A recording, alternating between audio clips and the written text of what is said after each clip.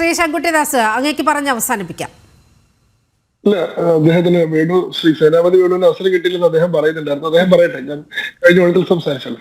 പെട്ടെന്ന് 2 മിനിറ്റേ നമ്മുടെ മുന്നിലുള്ളൂ, അതുകൊണ്ടാണ്.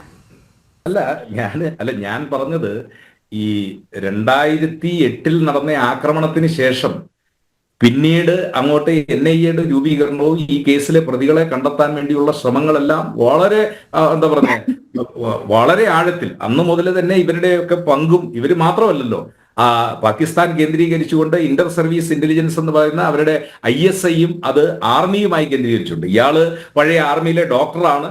ആ ബന്ധവും അതുപോലെ തന്നെ ISI ബന്ധവും ഇതെല്ലാം ചികഞ്ഞെടുത്ത് വന്നതാണല്ലോ. അപ്പം എന്തുകൊണ്ട് അന്ന് ഇയാളെ കൊണ്ടുവരാൻ പറ്റിയില്ല എന്ന് ചോദിച്ചാൽ, അമേരിക്കയിലെ ഗ്ലോബൽ ഈ ടെററിസ്റ്റ് ആക്ടിവിറ്റിക്കെതിരെ എതിരെ കേസ് അത് അമേരിക്കൻ കോടതിയിൽ വിചാരണ ചെയ്യപ്പെടേണ്ട കേസായതുകൊണ്ടാണ് ആ കാലം വിശദമായി സംസാരിച്ചു പോയതാണ് ശ്രീ സേനാപതി വേണു.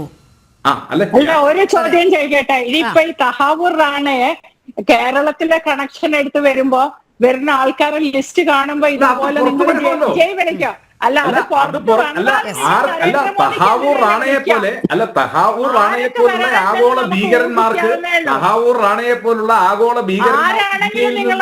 ആരെങ്കിലും സഹായം കൊടുത്തിട്ടുണ്ട് എങ്കിൽ, ആരെങ്കിലും അറിഞ്ഞോ അറിയാതെ ചെയ്ത് കൊടുത്തിട്ടുണ്ടെങ്കിൽ അവരൊക്കെ ഇന്ത്യയിലെ ജയിലിലല്ല, ഗോണ്ടനാമ ജയിലിലേക്ക് പോകാൻ അർഹരായ ആളുകളാണ്. തഹാവൂർ റാണയെ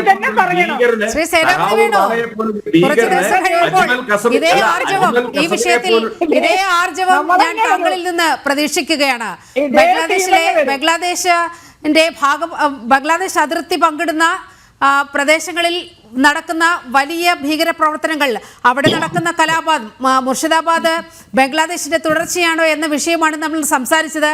പക്ഷേ ഏറ്റവും ഒടുവിൽ അത് എത്തി നിൽക്കുന്നത് തഹാവൂർ റാണ എന്ന കൊടും ഭീകരനിലേക്കാണ്.